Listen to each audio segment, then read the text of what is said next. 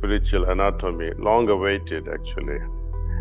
We've been working on it since almost, God knows, it has been cooking in my head since 70s or 80s, and then when I was in this position to dive deep into the subject, sometime in 2015 or 16, it all dawned and then it started flowing.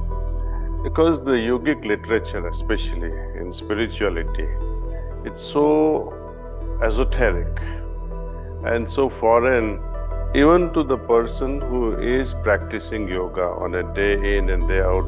Even the most experts who know about chakras, theoretically, they fall flat when it comes to experiencing.